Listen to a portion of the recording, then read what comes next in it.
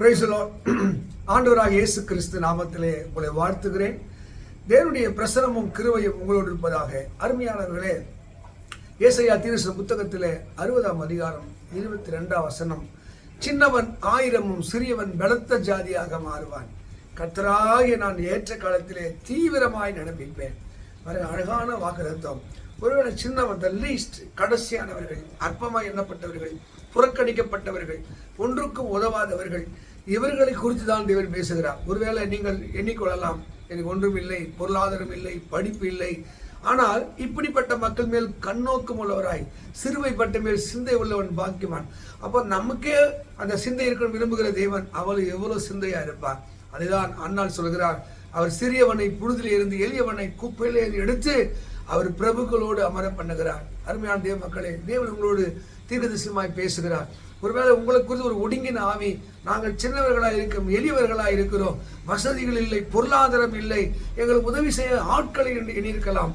ஆனால் பரிசுத்த வேதத்திலே அந்த எளிமையான சாதாரண மக்களை தான் அவர் உயர்த்தி அழகு பார்த்திருக்கிறார். ஆடுகளுக்கு பின்னாடி போன இடையனை ஆகிய அந்த தாவீதை அரசனாக மாற்றினான். அடிமையாக காவல் காத்து கொண்டிருந்த அந்த மொர்தெகாயை அந்த நாட்டுக்கு அதிபதியாக மாற்றினார். சிறையிலே அடிமையாய் அங்கே குற்றவாளியாய் இருந்த அந்த யோசேப்பை தான் அந்த நாட்டுக்கு மேன்மைப்படுத்தினார். நீங்கள் எந்த நிலைமையில இருந்தாலும், நீங்கள் தெய்வத்தை நம்புகிறபடினாலே, அவர் விசுவாசிக்கிறபடினாலே உங்களுக்கு ஒரு காலத்தையும் நேரத்தை வைத்திருக்கிறார். சின்னவன் ஆயிரமும் சிறியவன் பலத்த ஜாதியாக மாறும் வரைக்கும் அவர் தீவிரமாக நடப்பிப்பார். ஏசாயாவில் வாசிக்கும் போது 60 சொல்லுகிறது, உன் நீதியை வெளிச்சத்தை போல, ஒரு ரட்சிப்பை பட்ட பகலை போல, எரிகிற தீபட்டியை போல நான் மாற்றும் வரைக்கும் நான் சும்மா இருப்பதில்லை. அப்படிப்பட்ட தேவன் சொல்லுகிறார், நான் உங்களை உயர்த்துகிற வரைக்கும், சின்னவனாக நீ பலத்த ஜாதியாக மாறுகிற வரைக்கும் என் கைக்குள்ள அடங்கிற ஏற்ற காலத்திலே நான் உங்களை உயர்த்துவேன் என்று சொல்லி உங்களுக்கு ஒரு அற்புதம் செய்கிறார். பரிசுத்த வேதத்திலே நியாயாதிபதி புத்தகத்திலே அங்கே 11ஆம் அதிகாரம் 2ஆம் வசனத்தில் எப்தா என்ற ஒருத்தனை குறித்து எழுதுகிறது. இந்த எப்தா ஒரு வேசியின் மகன் எழுதுகிறது. அவருடைய தாய் ஒரு தவறானவள்.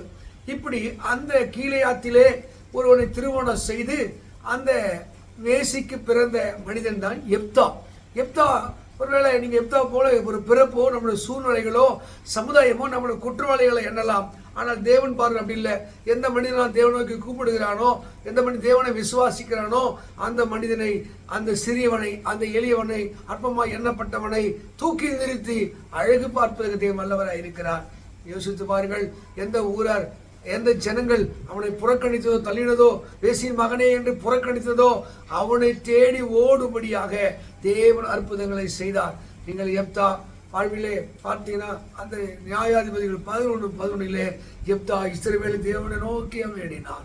எப்தா அங்கே 1ஆம் அதிகாரத்தில் பார்க்கும்போது அவன் பராக்கிரமசாலியா இருந்தான். நீங்கள் கர்த்தரை நம்பி பாருங்க, எந்த ஜனங்களை புறக்கணித்ததோ அவர்கள் தேடி வருவார்கள்.